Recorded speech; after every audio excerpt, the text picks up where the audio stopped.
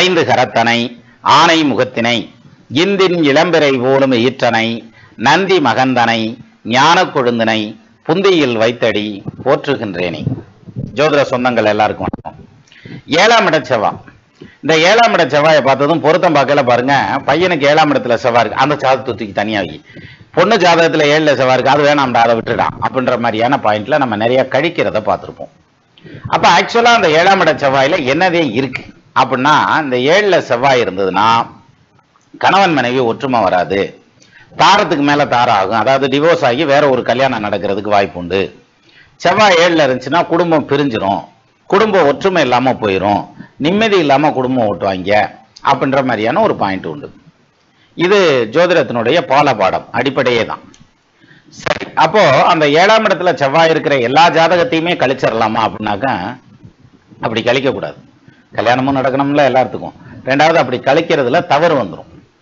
என்ன காரணம் அப்படின்னா, லக்னத்துக்கு 7ல செவ்வாய் இருக்கார் அப்படின்னா 7ஆம் இடம் வந்து மேஷ ராசியாவோ அல்லது விருச்சக ராசியாவோ கடகம் மகர ராசியாவோ சிம்ம ராசியாவோ வருதுன்னு வச்சுக்கோங்க. இந்த 5 ராசியில ஏதாவது ஒரு ராசி 7ஆம் இடமா வந்து அந்த 7ஆம் இடத்துல செவ்வாய் உட்காந்துருந்தா அது பாதிக்காது. ஈவன் செவ்வாய் தசை நடந்தாலும் பாதிக்காது, பயப்பட வேண்டியதில்லை. ஆனா அதே சமயத்துல இந்த 5 ராசியை விட்டு வேற ராசியில எதுலையாவது செவ்வாய் உட்காந்துருக்கார், அந்த செவ்வாயோட குரு சேர்ந்திருக்கார் அல்லது குரு அதை பார்த்துட்டு இருக்கார், அப்பவும் இந்த செவ்வாய் 7ல இருக்கிற ஜாதகத்தை கழிக்க வேண்டியதில்லை, அதை எடுத்துக்கலாம். ஏற்கனவே 5 ராசியில செவ்வாய் இருந்துச்சுன்னா எடுத்துக்கலாம், அது 7ஆம் இடமா இருந்து. அது மட்டும் இல்லாம மற்ற ராசிகள்ல செவ்வாய் இருந்து அதை குரு பார்த்திருக்கார் அல்லது குரு சேர்ந்திருக்காருன்னா அதையும் எடுத்துக்கலாம். அப்ப இதெல்லாம் கழிக்க கூடாது. இப்படி கழிக்கல என்ன ஆகும்னா வாழ்க்கையை நல்லபடியா அமைக்கக்கூடிய பல ஜாதகங்களை நம்ம இழந்துட வேண்டியது வந்து. அப்ப 7ல செவ்வாய் இருக்கிறதுங்கிறத கண்ணை மூடிக்கிட்டு கழிக்க கூடாது. எதை வந்து வேண்டான்னு சொல்லணும் அப்படிங்கிறத எப்படி பார்க்கணும் அப்படிங்கிறத தான் நம்ம இந்த வீடியோல பார்க்க போறோம். அப்ப 7ல செவ்வாய் இருக்கு அப்படின்னாக்க குடும்பத்துல பாதிப்பு வரும் அப்படிங்கிறது உண்மைதான்.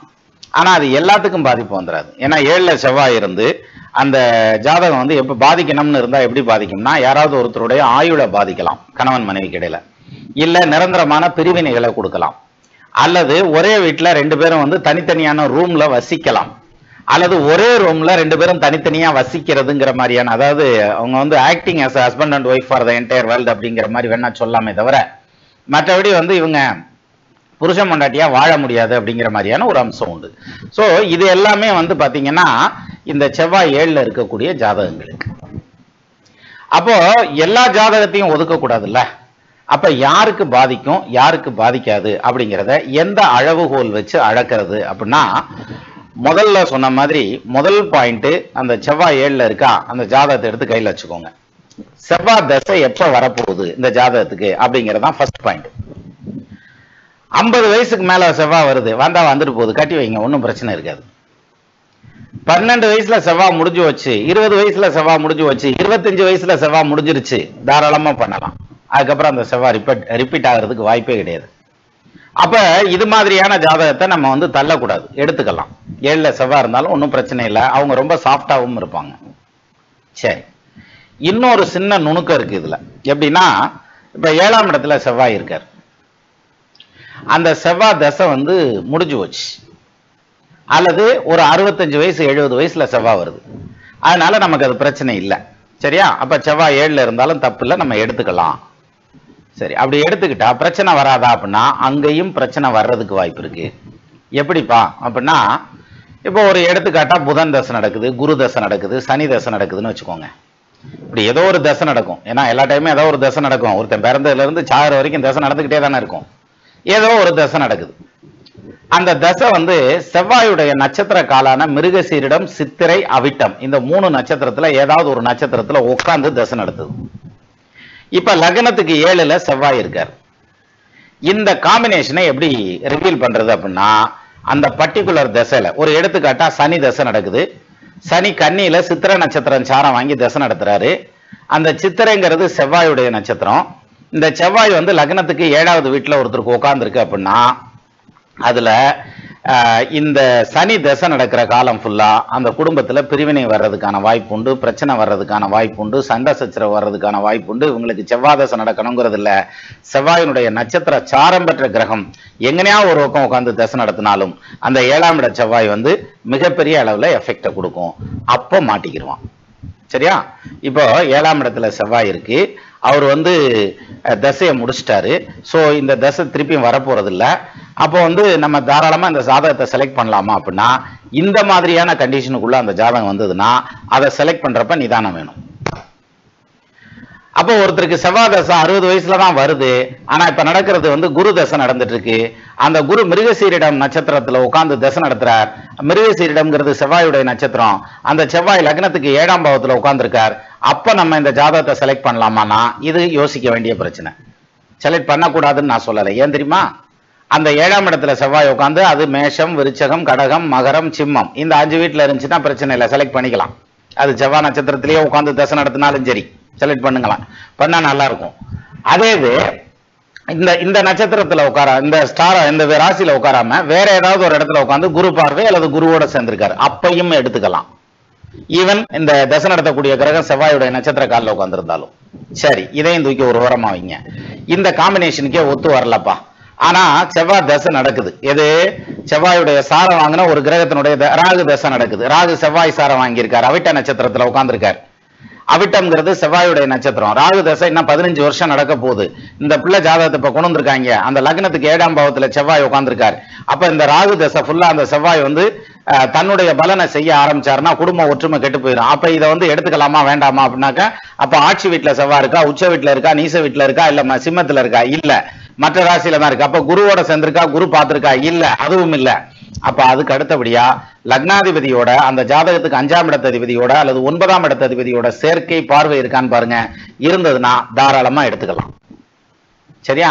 அப்பையும் இந்த குடும்பம் பிரியாது, பாதிக்காது. சார், இந்த விதி விலக்குகள் இருக்கு இல்லையா, எந்த இடம் பாதிக்கும்? 7ல செவ்வாய் இருக்குன்னாக்கும் உடனே பாதிக்கும் அப்படிங்கிற மாதிரியான பாயிண்ட்ல போகாம எந்த இடம் பாதிக்கும், எந்த இடம் பாதிக்காது அப்படிங்கிறத அந்த பிரிச்சு பார்க்க தெரியணும். ஒரே விஷயம் தான், ஸ்வீட் தான் சார். ஸ்வீட்டுங்கிறது ஒன்னொன்னும் ஒரு மாதிரி இருக்கும்ல. ஒன்னு மில்க் ஸ்வீட்டா இருக்கும், ஒன்னு சாதா ஸ்வீட்டா இருக்கும் இல்லையா? ஒன்னு ஜாங்கிரியா இருக்கும், இன்னொன்னு வந்து அதன ஏதோ ஒரு ஸ்வீட், பெரிய ஸ்வீட்டே வச்சுக்கிருவோமே, பெரிய விலை கூடுன ஸ்வீட்டா வச்சுக்கிருவோமே, அந்த மாதிரியான ஸ்வீட்டா இருக்கு. ரெண்டுக்கு வேரியேஷன் இருக்குல்ல.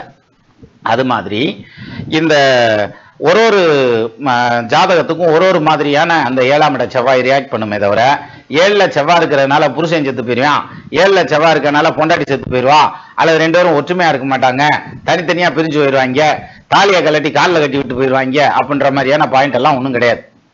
ஒரு ஜாதகத்துக்கு வந்து பிரிவினைங்கிறது வேற மாதிரி இருக்கும். அவர் மிலிட்டரியில வேலை பார்த்துட்டு இருப்பார். அவர் பெரும்பாலும் அந்த செவ்வாய் தசை முடிகிற வரைக்கும் மிலிட்டரி சர்வீஸ் இருக்கு, அவரோட போய் அங்கே சர்வீஸ் பண்ணிட்டு வந்து சேர்ந்துருவார். இன்னொருத்தருக்கு வந்து பாத்தீங்கன்னா ஒரு டாக்டரா இருப்பார். அந்த வைத்தியருக்கு பாத்தீங்கன்னாக்கா அந்த செவ்வாய் தசை முடிகிற வரைக்கும் பயங்கர பிஸியா இருப்பார், ஃபேமிலியே கவனிக்கிறதுக்கு டைம் இருக்காது, நைட்டும் பகலுமா ஓடிக்கிட்டு இருப்பார். அப்ப அந்த தோஷம் அதுல நிவர்த்தி ஆகும். இன்னொருத்தர் பாத்தீங்கன்னாக்கும் போலீஸா இருப்பார். போலீஸை பத்தி சொல்லவே வேண்டியதில்லை. அவங்களுக்கு வந்து ஃபேமிலிங்கிறது வந்து 2வது பட்சம் தான், வேலை தானே ஃபர்ஸ்ட். அந்த வேலைன்னே அலைஞ்சிக்கிட்டு இருப்பாங்க. அப்பவும் இந்த குடும்பத்துல கான்ட்ராவர்சி வராம அப்படி இழுத்து ஓடிடும். அப்ப இந்த மாதிரி எல்லாம் போறதுக்கு அந்த 5ஆம் இடத்ததிபதி, 9ஆம் இடத்ததிபதி, லக்னாதிபதி சம்பந்தம் அல்லது குரு சம்பந்தம் அல்லது ஆட்சி உச்ச நீச வீடுகள் அல்லது சிம்ம வீட்டுல செவ்வாய் இருக்கிறதுங்கிறது இந்த மாதிரியான அமைப்புல இருந்ததுன்னா இதுல ஏதாவது ஒரு ஃபேக்டர் ரியாக்ட் ஆகி அதை சரி பண்ணிடும். இதுல எதுலையுமே சிக்கல அப்படிங்கிற பட்சத்துலதான் அந்த 7ஆம் இடத்துல இருக்க செவ்வாய் வந்து குடும்பத்தை பிரிக்கும். அதுலயும் மோசமா இருந்ததுன்னா, லக்னாதிபதியும் வீக்கா இருந்ததுங்கிற பட்சத்துல அந்த ஜாதகருடைய ஆயுள் வரைக்கும் கொண்டு போகும். அப்போ இது இந்த 7ல நிக்கிற செவ்வாய் எந்த இடத்து வரைக்கும் பாதிப்பு இருக்கும்? சில ஜாதகங்கள் வந்து பாத்தீங்கன்னா 7ல செவ்வாய் இருக்கும், ரொம்ப சாஃப்ட் நேச்சரா இருப்பாங்க, அமைதியா இருப்பாங்க, குடும்பத்தோட அப்படி ஒத்து போவாங்க, மேட் ஃபார் ஈச் அதர் அப்படின்னு சொல்லுவாங்கல்ல, அது மாதிரி ஒருத்தருக்கு ஒருத்தர் அவ்வளவு விட்டு கொடுத்து போகக்கூடிய குடும்பமா அமையும். இது நிறைய பேருக்கு நமக்கு கன்ஃபியூஸ் வந்துடும். ரிஷப லக்னா 7ஆம் இடத்துல செவ்வாய் ஆட்சி சார், அப்ப 7ல செவ்வாய்க்கு குடும்பத்தை பிரிச்சிருமானா, மீனத்துல இருக்கிற குரு 9ஆம் பார்வையா அந்த செவ்வாய் பாக்குறாருன்னு வச்சுங்க, செவ்வாய் பாக்குறாருன்னு இங்க குரு மங்கள யோகம் வேலை செஞ்சிடும். சரியா?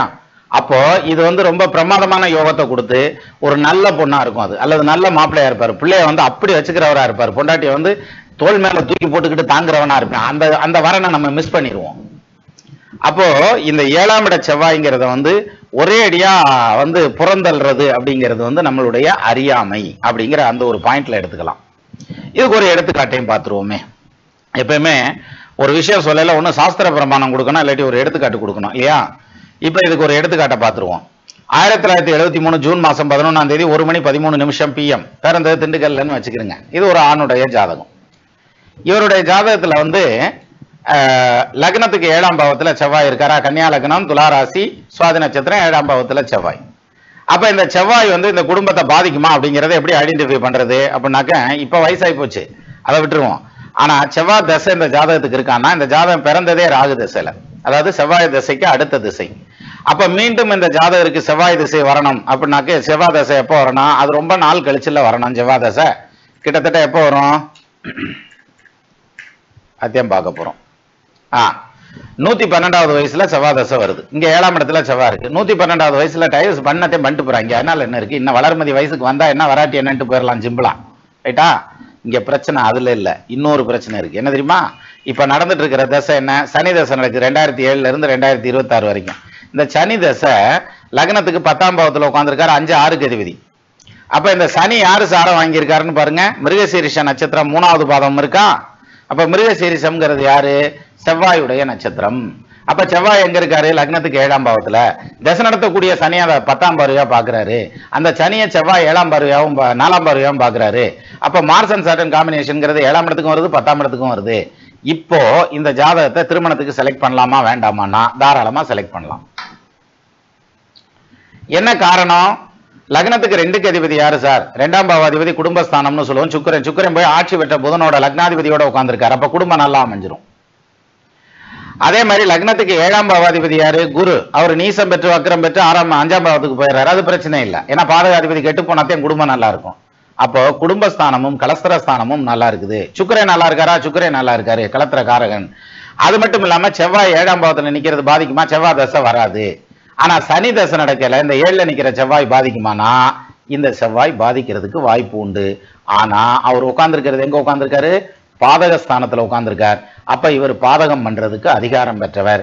அப்ப குடும்பத்தை பிரிக்கும் அல்லது குடும்பத்தை கெடுக்கும். அப்ப நம்ம கணவன் மனைவிக்கு இடையில பிரிவினை ஏற்படுத்தணும். ஆனா இந்த ஜாதகருக்கு பிரிவினை வந்ததுன்னா வரல.